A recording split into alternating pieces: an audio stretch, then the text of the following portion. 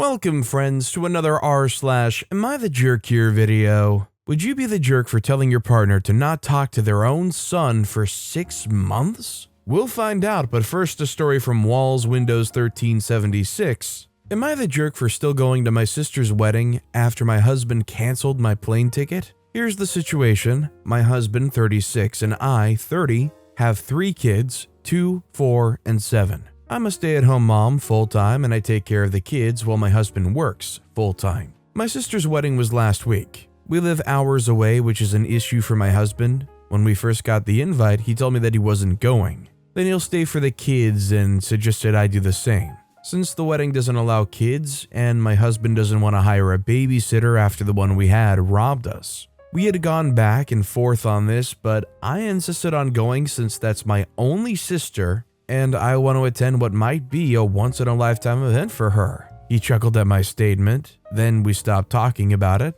As the wedding was approaching, he brought it up and told me to miss it and stay with the kids. I suggested that since no babysitters were allowed then, I could get my friend to stay with the kids, but he refused. I ignored him, spoke to my friend who agreed to watch the kids, and booked a ticket to travel to my sister's town in time. My husband found out and went on about how we had work and that the most logical solution is that I stay home with the kids and let him make his living. I told him that I already took care of the kids and they'll stay with my friend. Honestly, I grew impatient. The day of my flight, I dropped the kids off at my friend's place, then headed to the airport. I found out he had canceled my plane ticket. I was upset, but still insisted on going, so I went home and got into my car and drove 4 hours to get to the town.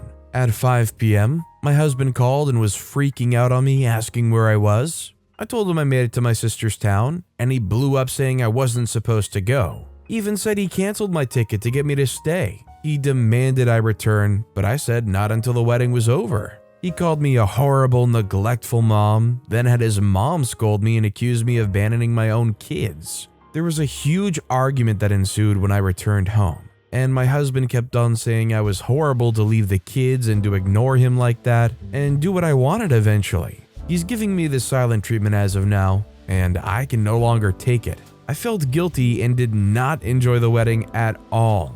Was I wrong for still going? Absolutely not the jerk here. OP is not the jerk for wanting to go to their own sibling's wedding.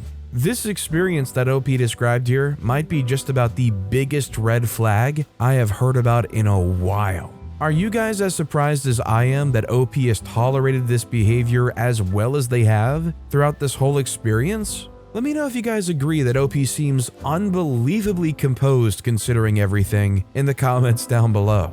Our next story is from an anonymous poster. Am I the jerk for suggesting my partner goes no contact with his son for 6 months? Bit of background, my partner knocked up his ex-girlfriend when they were 17 or 18. She chose to keep the child and simultaneously broke up with him. This destroyed him because he never wanted to be a dad, and it made the breakup sting more. I came into my partner's life about a month after his son was born. We've now been together 3 years and have a healthy, happy relationship. Since his son has become less dependent on his mother, we've been taking care of him for a weekend every month or two, as we have a lot of commitments that can't happen if we're looking after him. We also live 2.5 hours away, and his ex doesn't want to drive part way to drop him off. All of these weekends are heck for my partner, and just keep getting worse and worse. He puts on a happy face around his son and his family so that he doesn't hurt anyone or create conflict, but every time we're alone, he breaks down in tears. Recently, his ex texted him accusing him of abandoning his son as we only see him for a few days every 1 to 2 months. She told him he was a terrible person for this, that he needs to step up. Since then, every time he remembers he has a son, he falls apart. It's heartbreaking to watch him suffer. Since we've met, he's always spoken about wishing he could go back and change things so he wasn't a dad. He talks to me about how he hates his son and ex. The other day, he was upset again, and I suggested he take a break from it all for 6 months. Find a counselor and try to work through this. This would mean no contact with his son or his ex. After the 6 months, we could reevaluate and see whether he would be able to cope with being a part of his son's life. I'm just so worried about his mental health. Since our conversation about going no contact, he seems brighter and less pessimistic. We've found a few options for someone he can talk to, and he's thanked me for encouraging him to find help.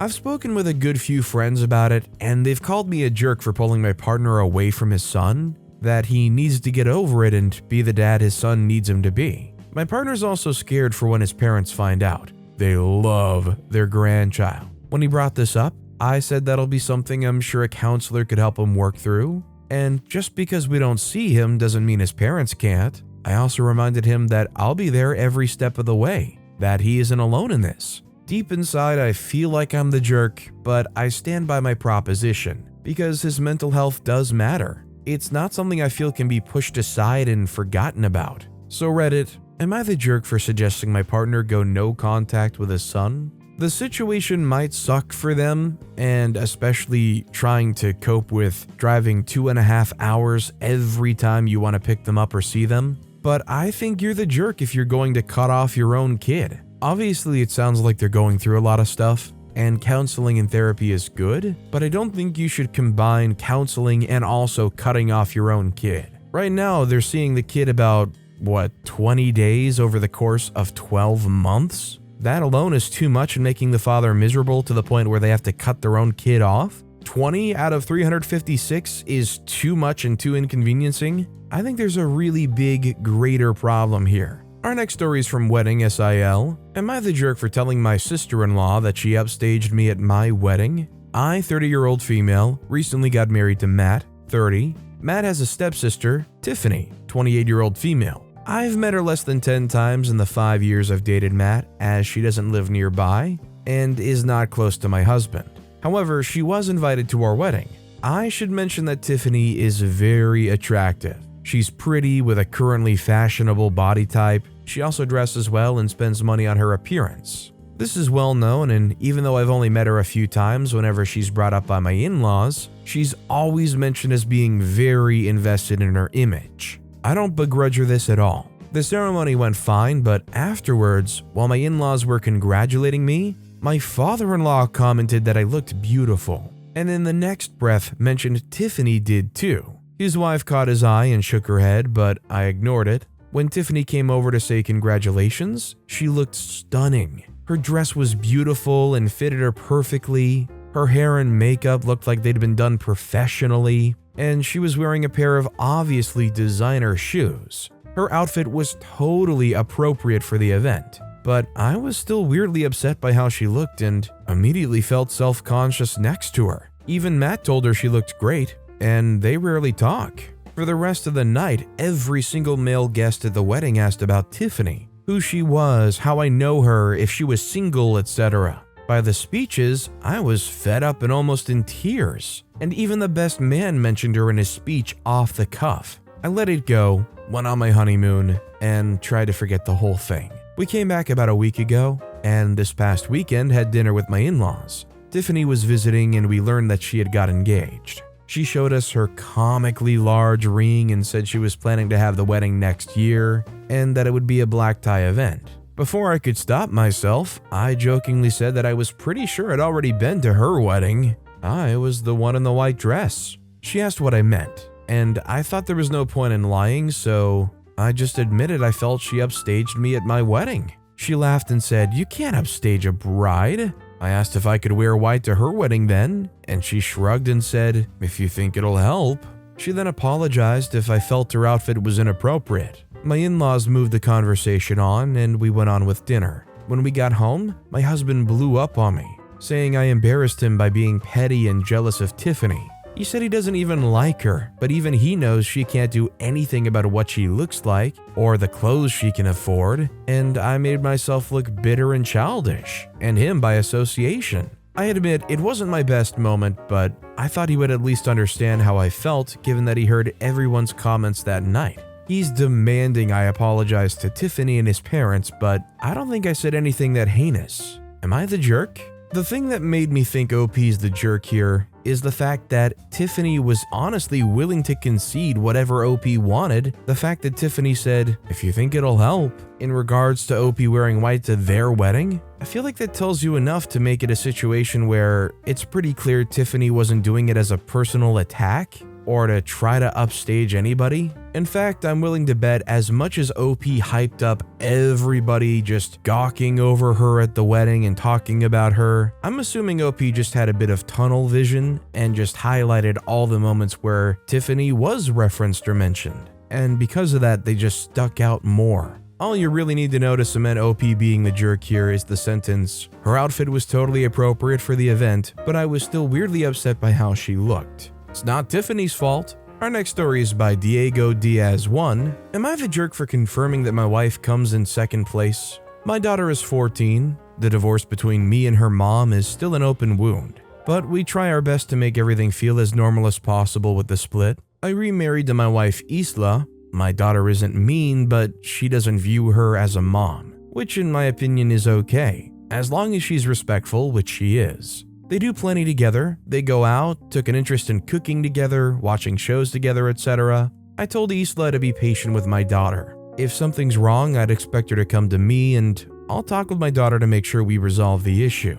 But as far as the harsh parts of parenting, that's up to me. So the other day, my daughter came to me saying she wanted to go to her mother's. I asked her why she did because she looked upset. She said to ask my wife. I called her mom and said she'd pick her up, but hasn't heard any issues for my daughter. My daughter's birthday's coming up and we're doing a quince for her. She's very excited. So Isla went to my daughter saying that she wanted to have a quince just with us, meaning without her mother or her family. When my daughter said that she wanted her mom there, especially because of how big a deal this is, and Isla was pretty much trying to force the issue and telling her that she can do one here and just as big, my daughter asked why she's trying to leave her mom out of such an important event. And Isla got mad at her for that and accused her of being bratty, and if she wants her mom so bad, she should go there. I was so confused because what the freak? What argument even is that? First of all, there's a reason she went behind my back and told my daughter. Second of all, she's not my kid's mother, and the more she tried to replace her, the more my daughter will resent her.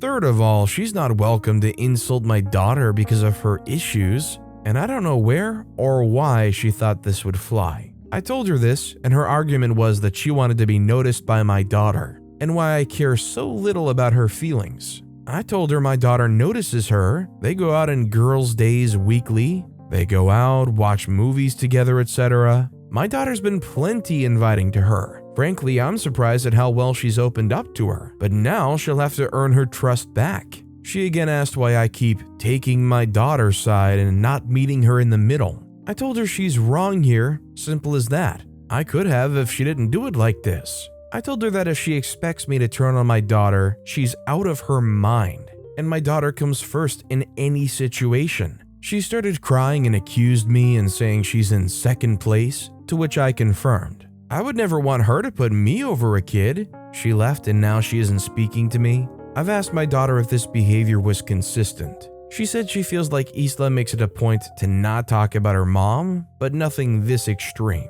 I think OP's not the jerk here. I think it's very uncomfortable how Isla's trying to force OP's daughter's mom out of the picture. And frankly, I don't think it's an uncommon mindset for anybody to pick their kids over their partner in tough situations like that, especially with kids that came before the partner was even around.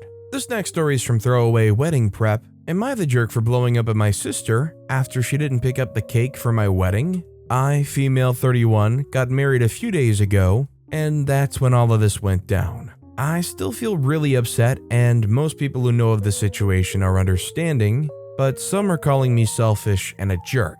My sister Liz, female 29, was supposed to pick up the wedding cake and bring it to the venue. She wasn't a part of the bridal party. I wanted her to be my maid of honor, but she refused because she had so many feelings going on, her words, so she wasn't going to come early with them. But she offered to pick it up from the bakery and bring it when they come at the start of the ceremony. We wanted to cut the cake straight after dinner, which would be served after the ceremony, and then dancing and drinks later. So many things were going wrong during the wedding planning, so I thought this would be the one thing someone would have my back for. During the ceremony, I couldn't see Liz or her husband anywhere, but I wasn't really paying attention and I thought they might have just gone out for air or something. The ceremony went well and the caterers were starting to bring dinner out when I heard that Liz wasn't here and neither was the cake. I tried calling her, and my parents also called her multiple times, but she didn't pick up. I guess I was losing my cool a bit because my husband told me to calm down and he'd call the bakery when they said that the cake hasn't even been picked up. At this time, Liz finally decided to call back. She sounded like she was crying and said she was sorry for not getting the cake. She got caught up with something with her husband. Before I could ask anything, she hung up. I was losing my mind at this point. Yes, I know it might seem a bit dramatic for all this fuss over a cake, but I just didn't want to encounter these sorts of problems on my wedding day. We ended up having to delay the cake cutting until right at the end, after a groomsman literally bolted to pick it up.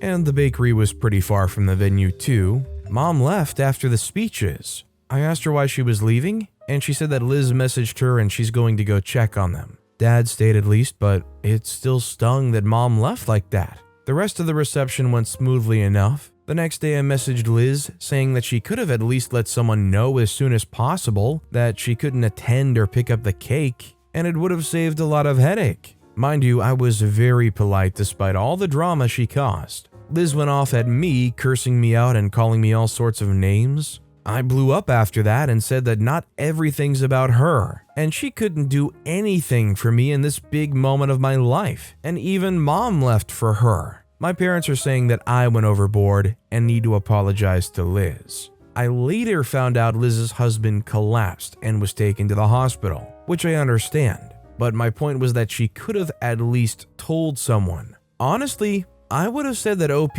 was maybe not the jerk up until the point where they doubled down. When they found out the circumstance that Liz's husband collapsed and was taken to the hospital, and then doubled down saying, well, you could have at least told someone. Yeah, that definitely makes OP the jerk. Not to mention, apparently the husband has late-stage sarcoma. It definitely shows why it's important to get all the facts, because you leave one sentence out, everything can change. Our next story is from LeapWindow5345. Am I the jerk for reporting my daughter's car missing after her stepbrother took it without permission? I got my daughter, 17, a new car 2 months ago. Her stepbrother, 19, has gone crazy about it ever since, and has been attempting to drive it, but my daughter made it clear she doesn't want him to. He would refer to it as our car and would get mad when my daughter decorates it with pink and teddy bears and necklaces as decoration. He'd get angry and say that he was ruining their car and embarrassing in front of his friends,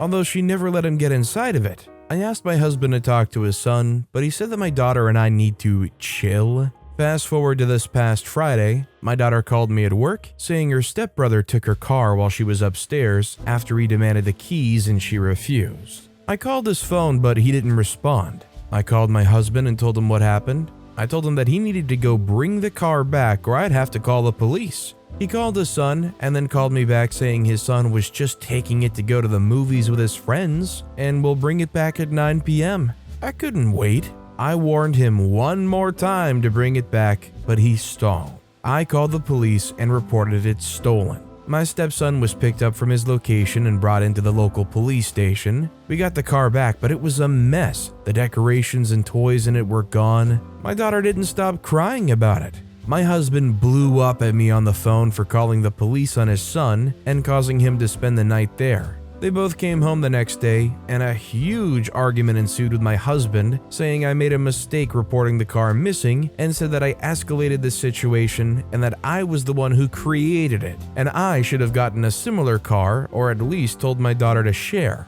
Otherwise, we wouldn't be dealing with his son's temper tantrums. The house has been full of tension since then, and everyone is just mad at each other. I didn't want police involvement, but seeing my daughter cry, I just couldn't take it. So I think OP's not the jerk, and frankly, if you want my honest-to-God advice, they need to get out of that situation. The father and their son are so far on the wrong side of this. It's unbelievable the behavior that the stepson thinks they can get away with, and the dad just idly supporting it. Not even like pretending to ignore it, but full-on supporting it. This next story is from an anonymous poster. Am I the jerk for napping while I was watching my daughter? I, male 27, have a 7-month-old daughter with my wife, female 29. Having a child this young is just straight up heck. I have to work long hours to cover expenses, and I also can't sleep because of her sleep cycles. On Sunday morning, my wife went out with her friends for the day, and I was watching our daughter. I had no energy, and when my daughter fell asleep in my arms while I was on the couch, I did too. I woke up to my wife yelling at me with my daughter in her arms. She was going absolutely ballistic and telling me how irresponsible I was for sleeping with my daughters in my arms like that. I really think it isn't an issue, but she clearly does. Am I the jerk? I'm not gonna say I don't get it, like I really do. I'm always tired and I don't have to watch a 7-month-old. But when you're home alone and you have a 7-month-old potentially running around unsupervised, there's a lot of unfortunate stories you hear of situations popping up. You do your best to try to baby-proof everything, but imagine you're napping, the kid gets up, you stay napping. Imagine that 7-month-old has 1 hour to do whatever they can possibly do. Chances are it probably will work out just alright, but that nap means you're taking a very big chance. They don't even have to get into anything, they just, fall off the couch and hit their head. Also, there's a good bunch of people in the comments that say that there's a lot of horrific cases of babies being trapped, getting wedged between a parent while the parent's resting holding them. This next story is from Begrudged Home. Am I the jerk for telling my neighbor and HOA to stuff it and leave? I, 25-year-old male, own a lakeside property that was legally and officially given to me by my parents. I've been living here for 6 years and have some great neighbors, along with some not-so-great ones. Of all my neighbors, I've only ever had problems with one who lives right next door named Mariette. She first moved in early this summer as she had the former house on her property demolished and rebuilt. My problem started with her over the use of my wood stove and fireplaces. With the temperatures getting colder, I've started to use them daily. My house isn't equipped with any form of heating outside of the wood stove and a fireplace. This means that from fall until spring, I'll constantly have them going to keep my place warm. My family never outfitted the home with anything better because it was for weekend trips, and we would winterize it and leave it when things got cold. My parents thought of adding oil heating when I moved in. However, I opposed it because it was a waste of money and I didn't mind splitting logs. 5 days ago, after having received my shipment of logs for the fall, I was approached by my neighbor Mariette. She came around asking for my parents, to which I said that they don't live here and that I'm the homeowner. She didn't believe me and said that I was too young to be a homeowner before leaving. Later that day, I heard a knock at my door and I thought it was my girlfriend. So I gave my usual greeting of, "Hey, sweet cheeks," while opening the door. Unfortunately, it was not her and it was Mariette again. So I apologized quickly and asked what she wanted. Once again, she wanted to speak with my parents, to which, in a more stern tone, I said that I was the homeowner. This time, she finally got it and said that I'm violating HOA policy by using wood-burning fireplaces indoors and outdoors. In response, I said that as new as the house looks, I'm not a member of the group and that the town permits fireplaces and burning yard waste. She then went on to ask why I even needed them because they do nothing but harm the environment. I went on to explain that while the house exterior looks new, the house actually has been around since 1930 and still uses a wood stove and fireplace heating. She didn't believe me yet again and said she would be back with an inspector. Yesterday, once again, she came with another person who introduced themselves as an HOA inspector. They tried to talk about my fireplaces, but I shut them down immediately and said I'm not a member of their group. The guy then tried to lie, saying that the HOA is in control of all the properties in the area. I immediately called him out on the lie and said that either he's lazy or a moron for not knowing that I'm not with them. We went back and forth one more time before I told them I will not listen to them and to stuff it and leave. Am I the jerk? I would love to give OP a nice warm handshake. Them telling an HOA inspector to stuff it and leave is the stuff of dreams for a lot of people. I am very not big on the concept of HOAs, and the idea of just being able to say, "Stuff it, go away." Oh, that's so sweet. Definitely not the jerk. Our next story is from Chocolate Starburst. Am I the jerk for not bringing coffee? I think this is a pretty simple scenario, but I'm not sure, and my girlfriend's mad at me. I've been dating my girlfriend for 4 months. I was on my way to her apartment this past weekend and was running late. I'm not a morning person, so I stopped at Starbucks on the way to her place. When I showed up, she got excited thinking I got some for her, but I told her it was just for me. She got mad. we still spent our day together, but I think me not bringing coffee soured the mood. Am I the jerk for not bringing coffee unprompted? I think OP is the jerk here because I feel like it's an unwritten rule that if you agree to make plans and you're late, especially because you went and stopped somewhere to get something on the way, you get at least a little something for the other person when you go there. Whether it's a donut or a muffin or a coffee, get them something to enjoy. If you're late and you stop for coffee, get the other person a coffee too. Our next story is from OKDisc5109. Am I the jerk for telling my girlfriend the way she talks about her car is weird and embarrassing? I've, 25, been dating my girlfriend, 23, for about 9 months now. When she turned 21, her parents gave her a car, and she decided to name it Angie. I learned all this on our first date when she said, "Angie took me here." I thought that was odd, but I let it slide. Throughout our relationship, she's always talked about her car as if she's talking about another person. When she got a flat tire on the highway a few months back, she called me and said that Angie's shoe broke and has to get a new one. When she goes to the car wash, she describes it as giving Angie a bath. This all came to a head this weekend when me and my friends went out drinking and my girlfriend offered to be the designated driver. We were out for a couple of hours and I admittedly got a bit too drunk. When my girlfriend came to pick us up, she said she's stopping at the gas station first to get Angie something to drink. This is where I may be the jerk. I told her I think it's weird and embarrassing of her to talk about her car like that. It's a machine, not a pet or a kid, and that she should treat it like how a normal person would treat any machine. She got very quiet and refused to say anything for the rest of the drive home. She dropped off my friends and then drove to my apartment. I asked her why we weren't going back to hers, and she said she needed some time to think and told me to get out. She's been radio silent since then, and I'm starting to think I did something wrong. Am I the jerk for what I said? I think OP's the jerk. Angie's gracious enough to give OP a ride, and they're gonna talk bad about them? In all reality, it might be a little quirky, but it doesn't hurt anybody, and honestly, it sounds like the kind of thing I would do, so especially saying that they're gonna take Angie to get them a drink, I think that's kind of funny. I don't think there's anything wrong with naming any of your stuff. And hey, it doesn't have to be external stuff either. I know people treat certain parts as autonomous with specific names too. Lefty and righty, your arms.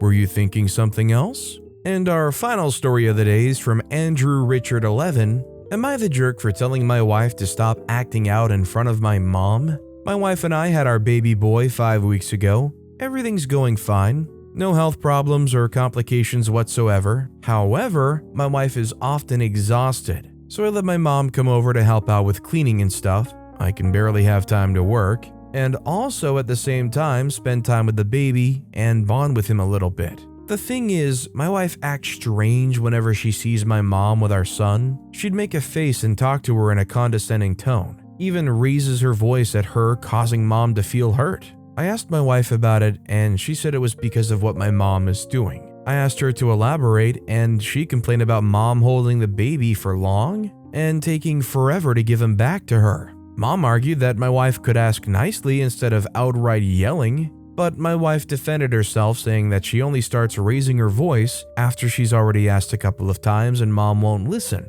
They started arguing and mom started crying. That's when I felt enraged, pulled my wife aside, and told her to stop acting out, and that if she keeps this up, then we won't get any more help from mom. She argued that she was trying to feed our son and that it was awful of me to think of it as acting out. I said I understood her frustration, and yes, mom can do things that require some patience from us, but a little kindness can go a long way in keeping the peace in this difficult time. She called me selfish and said that it's easy for me to say when I'm not the one dealing with this. From there, the argument escalated despite me trying to cut it short. I went outside to calm down, and after that, my wife started cold shouldering me. I told her this was not okay, but she told me to go screw myself and that from now on out, I should deal with taking our son back from my mom when it's time for feeding, since I condone this behavior. I really am not condoning anything and really think she's stressed out, yes. But the way she behaves around mom is, in my opinion, not okay. It would be nice if everybody treated everybody in a patient, calm, responsive way. But I think OP is the jerk here, and when I said calm, responsive way, the key word there is responsive. OP's wife, the mother of the baby, said, "Can I have my baby back?" They said it again, probably said it 3 times. How many more times should they have to ask before it's acceptable to start getting a little frustrated, a little louder? Give the mother her baby back when she asks, and it wouldn't have been an issue. OP's just a little too mama's boy in this situation. But with that being said, that's all the time we have for today. Now, if you want to hear another absolutely crazy Am I the Jerk Here story, click on that left video. Or, if you missed my latest video, check out the one on the right. That said, I'll see you all next time with some more stories.